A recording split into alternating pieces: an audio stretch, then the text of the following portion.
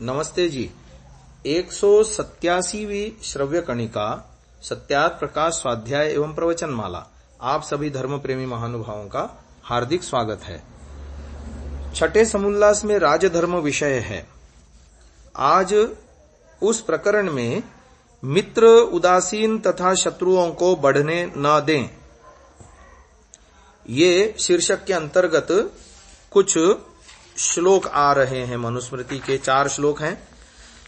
सर्वोपायैस्तथा कुर्यान् नीतिज्ञः पृथिवीपतिः यथास्याभ्यधिका न स्युर्मित्रोदासीन शत्रवः आयातिं सर्वकार्याणं तदा त्वं च विचारयेत् अतीतानां च सर्वेषां गुणदोषौ च तत्त्वतः आयत्यां गुणदोषज्ञस्तदा त्वे क्षिप्रनिश्चयः अतीते कार्यशेषज्ञः शत्रुभिर्नाभिभूयते यथैनं नाभिसन्धध्युर्मित्रोदासीन शत्रवः तथा सर्वं संविदध्यादेश समासिको नयः। नीति का जानने वाला पृथ्वीपति राजा जिस प्रकार इसके मित्र उदासीन यानी मध्यस्थ और शत्रु अधिक न हो, ऐसे सब उपायों से वर्ते। सब कार्यों का वर्तमान में कर्तव्य और भविष्यत में जो जो करना चाहिए और जो जो काम कर चुके उन सबके यथार्थता से गुण दोषों को विचारे। पश्चात दोषों के निवारण और गुणों की स्थिरता में यत्न करे। जो राजा भविष्यत अर्थात आगे करने वाले कर्मों में गुण दोषों का ज्ञाता, वर्तमान में तुरंत निश्चय का कर्ता और किए हुए कार्यों में शेष कर्तव्य को जानता है, वह शत्रुओं से पराजित कभी नहीं होता। सब प्रकार से राजपुरुष विशेष सभापति राजा ऐसा प्रयत्न करें कि जिस प्रकार उन राजादि जनों के मित्र उदासीन और शत्रु उनको वश में करके अन्यथा न करावें। ऐसे मोह में कभी न फंसें। यही संक्षेप से नय अर्थात राजनीति कहाती है। तो इस विषय में थोड़ा सा और व्याख्यान हम सत्यार्थ भास्कर नामक पुस्तक में से पढ़ देते हैं। आयातिम संपूर्ण भावी गुणदोष और वर्तमान समय के कर्तव्यों तथा अतीत में घटे हुए पर भी विचार करे कि क्या क्या या कैसे कैसे करने में क्या क्या गुणदोष निकले थे। आयत्याम अर्थात जो भविष्य में संभावित कार्यों के गुणदोषों को जानने वाला, यानी अच्छे को प्रारंभ करता और बुरे को छोड़ देता और उस समय के गुण दोषों को शीघ्र निश्चय करके काम करता है और अतीत के कार्यों के शेष कर्तव्य को जानता है, उसे शत्रु नहीं दबा सकता, अन्यथा न करा पावें। दृढ़तापूर्वक सुविचारित कार्य करें। किसी के लिहाज में या दबाव में आकर अपना निश्चय न बदलें। संशोध्य त्रिविधम मार्गम, तो ये युद्धार्थ प्रस्थान से पूर्व किए जाने वाले कार्यों के विषय में श्लोक आ रहे हैं। कृत्वा विधानम मूले तु यात्रिकं च यथा विधि उपगृह्यास्पदं चैव चारान् सम्यग् विधाय च संशोध्य त्रिविधं मार्गं षड्विधं च बलं स्वकं संपरायिक कल्पेन यायाद रिपुरं शनैः शत्रुसेविनी मित्रे च गूढ़े युक्ततरो भवेत् गत प्रत्यागते चैव सहि कष्टतरो रिपुः। तो इसके विषय में अब फिर आगे आता है विविध प्रकार के व्यूहों की रचना। उसके विषय में बहुत सारे श्लोक दिए गए हैं, तो एक बार उन श्लोकों को हम पढ़ लेते हैं। कुल 14 श्लोक हैं। दंडव्यूहेन तन्मार्गं यायातु शकटेन वा वराह मकराभ्यां वा शूच्या वा गरुडेन वा यतश्च भयमाशंकेत तत्तो विस्तारयेद्बलं पद्मेन चैव व्यूहेन निविशेत सदा स्वयं सेनापति बलाध्यक्षौ सर्वदिक्षु निवेशयेत् यतश्च भयमाणंकेत प्राचीनतां कल्पयेद्दिशं गुल्मांश्च स्थापयेदाप्तान् कृतसंज्ञान् समन्ततः स्थाने युद्धे च कुशलान् भीरुनविकारिणः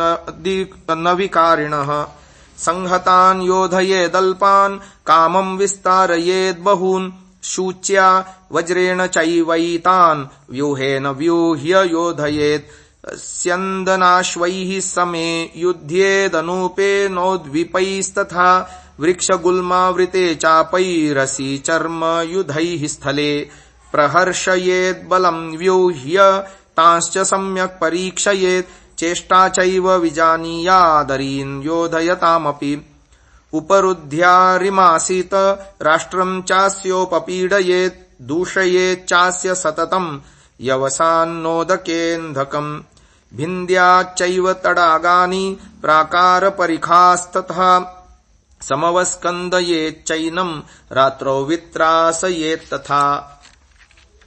अब पराजित शत्रु के साथ यथायोग्य व्यवहार करें, इस विषय में आ रहे हैं 2 श्लोक। प्रमाणानि च कुर्वीत तेषां धर्म्यान् यथोदितान् रत्नैश्च पूजयेदेनं प्रधान पुरुषैः सह आदानमप्रियकरं दानञ्च प्रियकारकम् अभीप्सितानामर्थानां काले युक्तं प्रशस्यते। अब राजा शत्रुओं के साथ युद्ध करने जावे तब अपने राज्य की रक्षा का प्रबंध और यात्रा की सब सामग्री यथाविधि करके सब सेना, यान, वाहन, शस्त्रास्त्र आदि पूर्ण लेकर सर्वत्र दूतों अर्थात चारों ओर के समाचारों को देने वाले पुरुषों को गुप्त स्थापन करके शत्रुओं की ओर युद्ध करने को जावे। 3 प्रकार के मार्ग अर्थात एक स्थल यानी भूमि, दूसरा जल यानी समुद्र व नदियों में, तीसरा आकाश मार्गों को शुद्ध बनाकर भूमि मार्ग में रथ, अश्व, हाथी, जल में नौका और आकाश में विमान आदि यानों से जावे और पैदल रथ, हाथी, घोड़े, शस्त्र, अस्त्र और खान पान आदि सामग्री को यथावत साथ ले बलयुक्त पूर्ण करके किसी निमित्त को प्रसिद्ध करके शत्रु के नगर के समीप धीरे धीरे जावे। जो भीतर से शत्रु से मिला हो और अपने साथ भी ऊपर से मित्रता रखे, गुप्तता से शत्रु को भेद देवे, उसके आने जाने में, उससे बात करने में अत्यंत सावधानी रखे, क्योंकि भीतर शत्रु ऊपर मित्र पुरुष को बड़ा शत्रु समझना चाहिए। सब राजपुरुषों को युद्ध करने की विद्या सिखावे और आप सीखे तथा अन्य प्रजाजनों को भी सिखावे। जो पूर्व शिक्षित योद्धा होते हैं वे ही अच्छे प्रकार लड़ा जानते हैं। जब शिक्षा करें तब दंडव्यूह यानी दंडे के समान सेना को चलावें। शकट अर्थात गाड़ी के समान, वराह अर्थात जैसे सुअर एक दूसरे के पीछे दौड़ते हैं और कभी कभी सब मिलकर झुंड हो जाते हैं, वैसे मकर यानी जैसे पानी में मगरमच्छ चलते हैं वैसे सेना को बनावें। सूची व्यूह जैसे सुई का अग्रभाग सूक्ष्म, पश्चात स्थूल यानी मोटा और उससे सूत्र स्थूल होता है, वैसी शिक्षा से सेना को बनावें। जैसे गरुड़ यानी नीलकंठ ऊपर नीचे झपट मारता है, इस प्रकार सेना को बनाकर लड़ावें। जिधर से भय विदित हो उसी ओर सेना को फैलावें। जब सब सेना के पतियों को चारों ओर सबके पद्म व्यूह अर्थात पद्माकार चारों ओर से सेनाओं को रख के मध्य में आप रहें। सेनापति और बलाध्यक्ष अर्थात आज्ञा के देने और सेना के साथ लड़ाने वाले वीरों को 8 दिशाओं में रखे। जिस ओर से लड़ाई होती हो उसी ओर सब सेना का मुख रखें, परंतु दूसरी ओर भी पक्का प्रबंध रखें, नहीं तो पीछे व पार्श्व भाग से शत्रु की घात होने का संभव होता है। जो गुल्म अर्थात दृढ़ स्तंभों के तुल्य युद्ध विद्या में सुशिक्षित, धार्मिक स्थित होने और युद्ध करने में चतुर, भय रहित और जिनके मन में किसी प्रकार का विकार न हो, उनको सेना के चारों ओर रखें। जो थोड़े पुरुषों से बहुतों के साथ युद्ध करना हो तो मिलकर लड़ावे और काम पड़े तो उन्हीं को झट फैला देवे। जब नगर, दुर्ग व शत्रु की सेना में प्रविष्ट होकर युद्ध करना हो तब सूची व्यूह अथवा वज्र व्यूह जैसे दुधारा खड्ग दोनों ओर काट करता है वैसे युद्ध करते जाएं और प्रविष्ट भी होते चलें। वैसे अनेक प्रकार के व्यूह अर्थात सेनाओं को बनाकर लड़ावें। जो सामने शतघ्नी तोप व भुषुंडी बंदूक छूट रही हो तो सर्पव्यूह अर्थात सर्प के समान सोते सोते चले जाएं। जब तोपों के पास पहुंचे तब उनको मार व पकड़ तोपों का मुख शत्रु की ओर फेर उन्हीं तोपों से व बंदूक आदि से उन शत्रुओं को मारे। अथवा वृद्ध पुरुषों को तोपों के मुख के सामने घोड़ों पर सवार करा दौड़ावें और मारे। बीच में अच्छे अच्छे सवार रहें। एक बार धावा कर शत्रु की सेना को छिन्न भिन्न कर पकड़ लें अथवा भगा दें।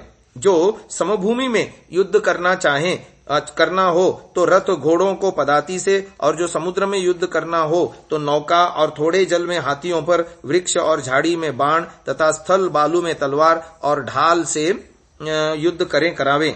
जिस समय युद्ध होता हो उस समय लड़ने वालों को उत्साहित और हर्षित करे। जब युद्ध बंद हो जाए तब जिससे शौर्य और युद्ध में उत्साह हो वैसे वक्तृत्वों से यानी जय घोषणाओं से सबके चित्त को खान पान, अस्त्र वस्त्र, सहाय और औषध आदि से प्रसन्न रखें। व्यूह के बिना लड़ाई न करे न करावे। लड़ती हुई अपनी सेना की चेष्टा को देखा करे कि ठीक ठीक लड़ती है व कपट रखती है। किसी समय उचित समझे तो शत्रु को चारों ओर से घेर कर रोक रखे और इसके राज्य को पीड़ित कर शत्रु के चारा, अन्न, जल और ईंधन को नष्ट व दूषित कर दें। शत्रु के तालाब, नगर के प्रकोट आदि खाई को तोड़ फोड़ देवें। रात्रि में उसको त्रास भय देवें और उसके जीतने का उपाय करें। जीतकर उनके साथ प्रमाण अर्थात प्रतिज्ञादि लिखा देवें, और जो उचित समय समझे तो उसी के वंशज किसी धार्मिक पुरुष को राजा कर दें और उससे लिखा लेवें कि तुमको हमारी आज्ञा के अनुकूल अर्थात जैसी धर्मयुक्त राजनीति है उसी के अनुकूल चल करके न्याय से प्रजा का पालन करना होगा, ऐसे उपदेश करें। और ऐसे पुरुष उसके पास रखें कि जिससे पुनः उपद्रव न हो। जो हार जाए उसका सत्कार प्रधान पुरुषों के साथ मिलकर रत्नादि उत्तम पदार्थों के दान से करे, और ऐसा न करे कि जिससे उसका योगक्षेम भी न हो सके।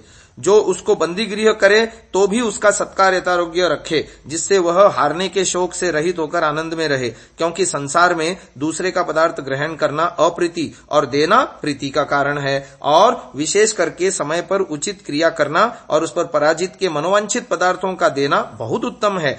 और कभी उसको चिढ़ावे नहीं, न हंसी न ठट्टा करे, न उसके सामने हमने तुझको पराजित किया है ऐसा भी कहे, किंतु आप हमारे भाई हैं इत्यादि मान्य प्रतिष्ठा सदा किया करे। तो ये कितनी सुंदर सुंदर बातें आ रही हैं। आज थोड़ा 2 मिनट का अधिक व्याख्यान हुआ प्रसंग पूरा करने की दृष्टि से। इसको यहीं विराम देते हैं। ओम।